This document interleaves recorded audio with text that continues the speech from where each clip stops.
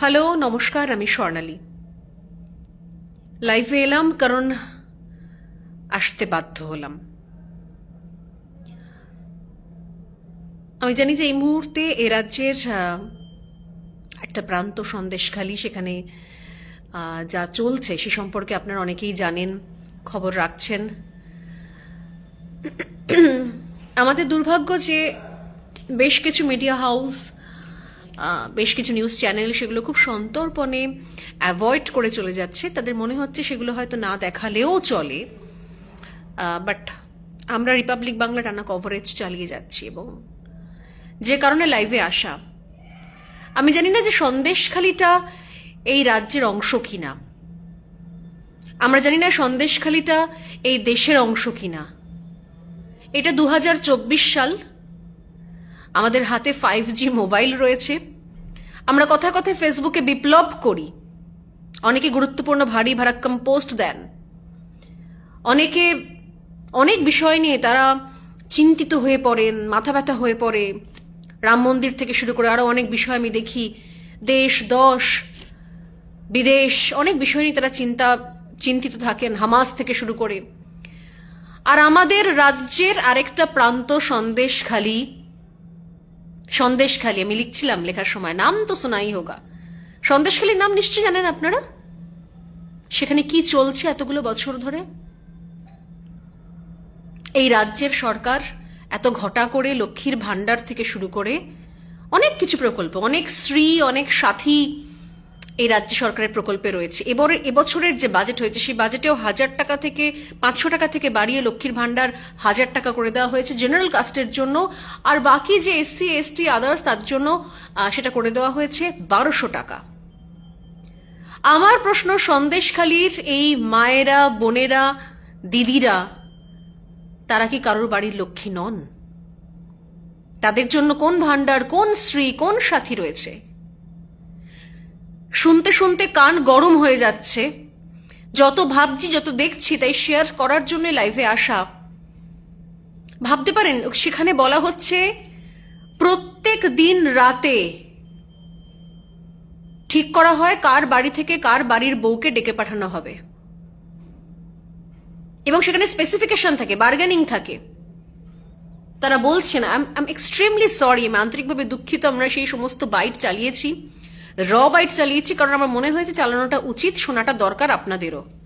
মহিলারা বলছেন যে ভাষায় বার্গেনিং করা হয়, বলা হয়, এগেন আই এম সরি, বলা হয় তাগরা দেখে মাল দে, চিকনাইওয়ালা মাল দে।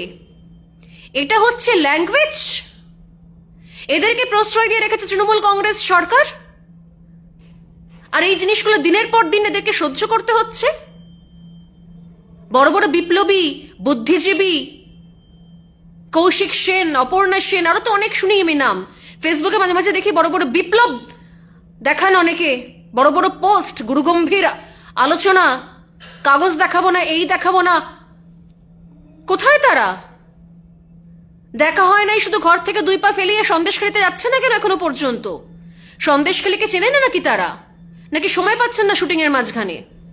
নুসরাত জাহান সন্দেশখালীর হচ্ছেন টিকটক খ্যাত সন্দেশখালী, এই বসিরহাটের বিধায়ক, যে কনস্টিটিউয়েন্সির মধ্যে পড়ে সন্দেশখালী, রাজ্যের মুখ্যমন্ত্রী মহিলা, ওই এলাকার সাংসদ মহিলা নুসরাত জাহান।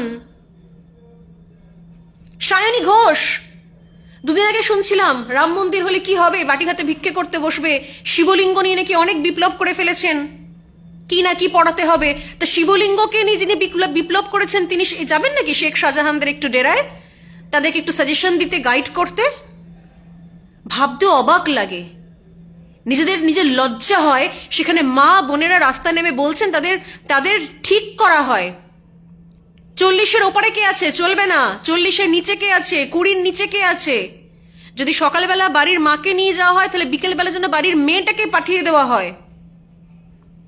রাত 1টার সময় ঘুম থেকে তুলে বলে পার্টি অফিসে পিঠে রান্না করতে হবে। আমাদের রিপোর্টার জিজ্ঞাসা করছে সেখানে পিঠে রান্না হয়। রিপোর্টারকে পাল্টা জিজ্ঞাসা করা হচ্ছে, আপনি তো একজন মেয়ে, মহিলা রিপোর্টার, আপনি জানেন না দিদি কি জন্য রাত্রিবেলা ডেকে পাঠানো হয়? কখনো পরের দিন ফেরত দেওয়া হয়, পছন্দ হলে যদি স্পেসিফিকেশন ম্যাচ করে যায়, যেরকম চাইছে, হাইট, ওয়েট, চেহারা যেরকম পছন্দ হচ্ছে, সেরকম পছন্দ হয়ে গেলে 3 দিন 4 দিন পর্যন্ত রেখে দেওয়া হয়। প্রতিদিন এভরিডে রাত হলে শেখ শাহজাহানের বাইক বাহিনী, এই শেখ শাহজাহান যাকে তৃণমূল কংগ্রেসের নেতা মন্ত্রীরা বলেছে তিনি নাকি বিপ্লবী, স্বাধীনতা সংগ্রামী, এই শেখ শাহজাহান তৃণমূল কংগ্রেসের কাছে সবাইকার ক্লিন চিট। আমি ভাবছি একটা পলিটিক্যাল পার্টি, একটা গুন্ডা মাফিয়া এই দীর্ঘদিন ধরে এদেরকে পুষে বেড়াচ্ছে। সমস্যা কোথায় হয়ে গেল?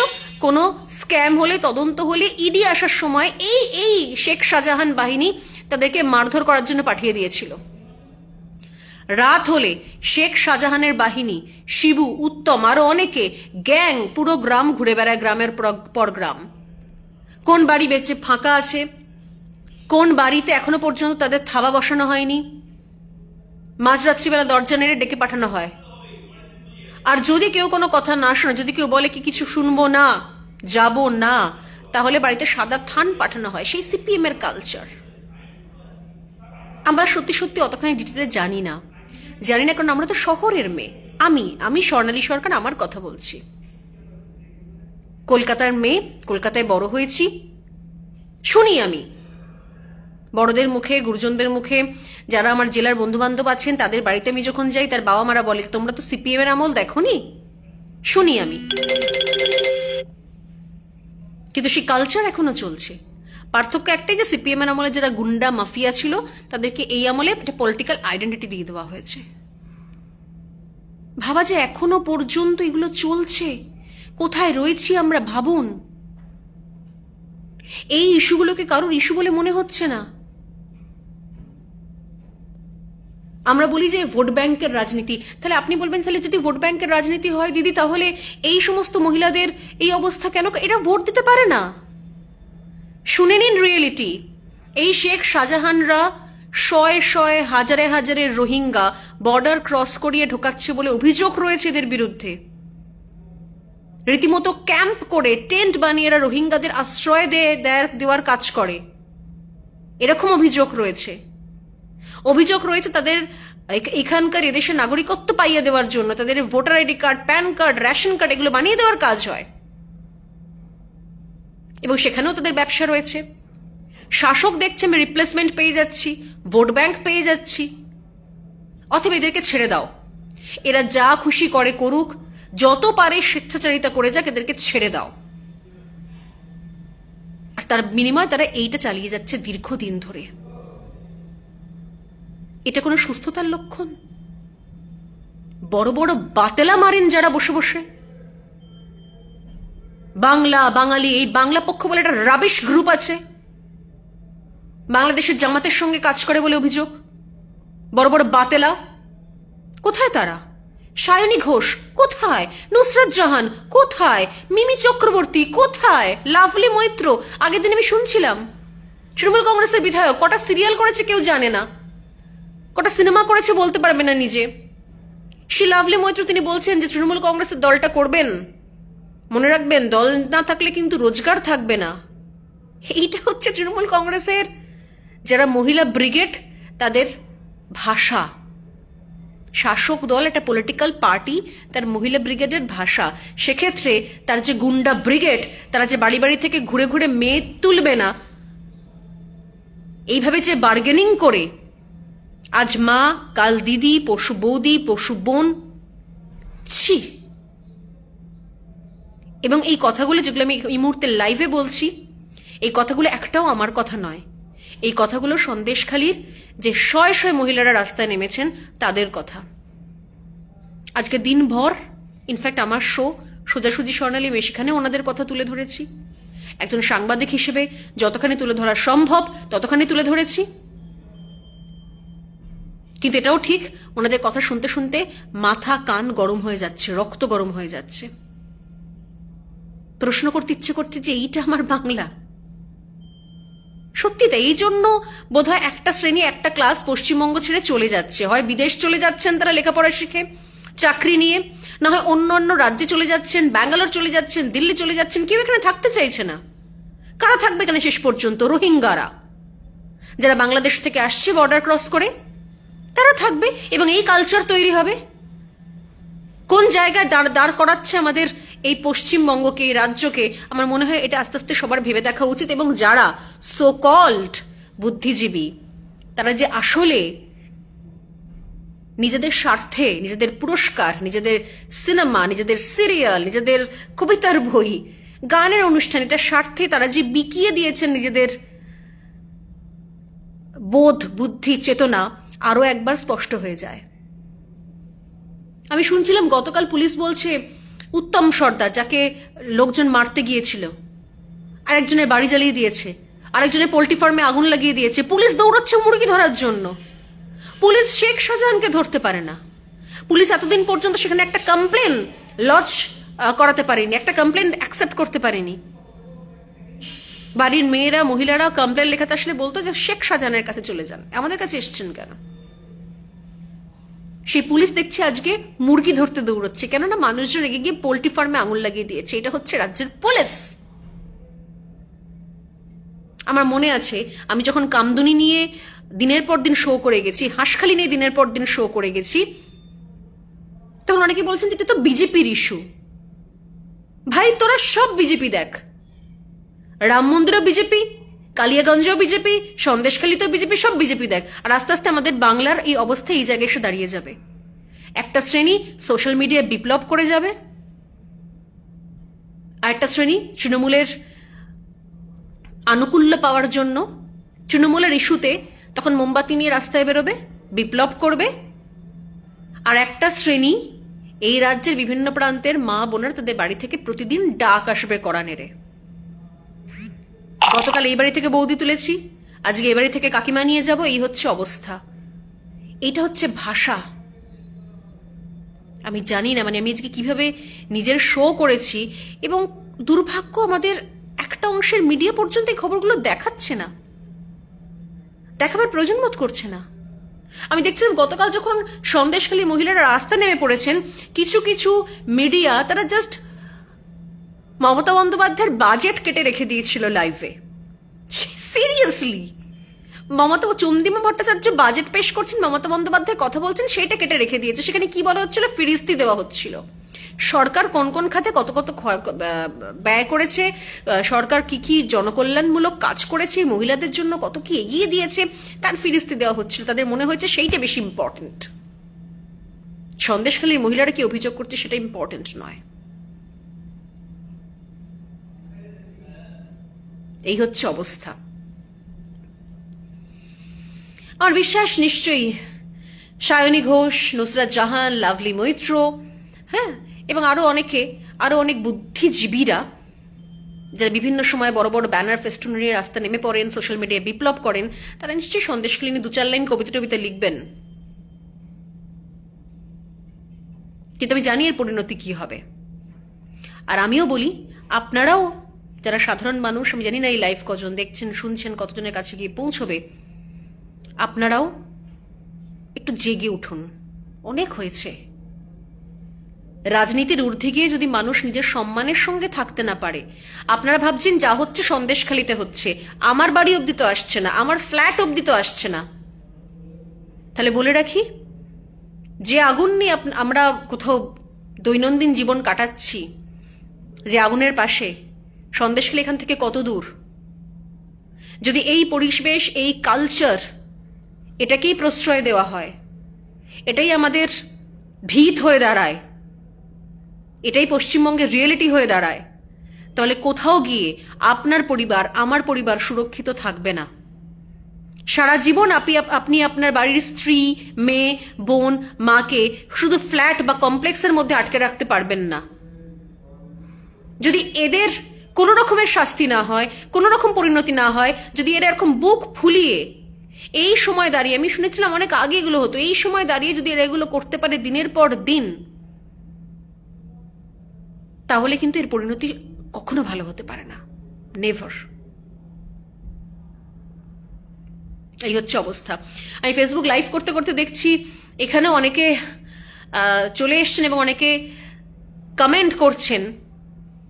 আমি দেখছিলাম, যদিও নিজেদের মধ্যে অনেক লড়াইও করছেন, এই যে এক্ষুনি লিখছেন নিরুপম হালদার একজনের কমেন্ট দেখছি, বিলকিস বানুকে নিয়ে চিৎকার করা ব্যক্তিরা সন্দেশখালীর মহিলাদের উপর ঘটে যাওয়া বর্বরতা নিয়ে কি বলবে, কিচ্ছু বলার নেই। আমাদের এখানে বললাম না শিক্ষিত, আমাদের এখানকার এক শ্রেণীর শিক্ষিত সমাজ, তারা উত্তরপ্রদেশে চলে যাবে, তারা গুজরাটে চলে যাবে, তারা কাঠুয়ায় চলে যাবে, তারা মণিপুরে চলে যাবে। সমস্ত খারাপ, সব জায়গা খারাপ, কোন জায়গা সাপোর্ট করছি না। নিজের রাজ্য সাপোর্ট করতে পারছিস না কেন? নিজের রাজ্যে যেটা হচ্ছে সেটা নিয়ে কথা বলার ক্ষমতা নেই কেন? ধক নেই কেন? এই করতে করতে দেখা যাবে সব সমস্ত, মানে আমি জানি না যে এরকম পরিণতি কোথায় হচ্ছে। দিনের পর দিন, রাতের পর রাত বাড়ি থেকে মেয়েদের তুলে নিয়ে যাওয়া হচ্ছে, তাদের চেহারা, বয়স, সাইজ, ওয়েট দেখে, যখন তখন, যতদিনের জন্য।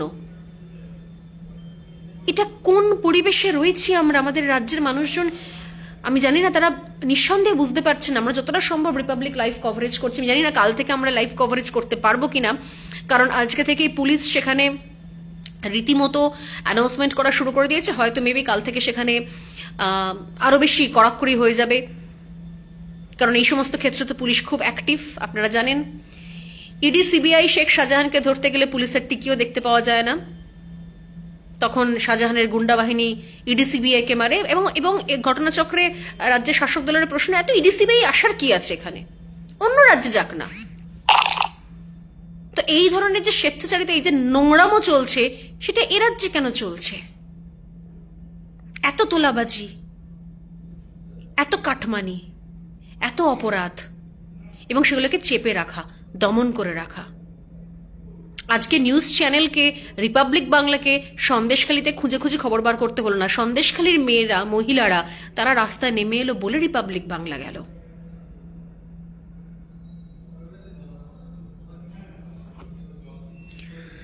এরপরও একটা শ্রেণীর মানুষ, তারা এগুলো কিছুই দেখতে পাবে না, তারা অন্ধের মতো সাপোর্ট করে যাবে এবং করে যান কিছু।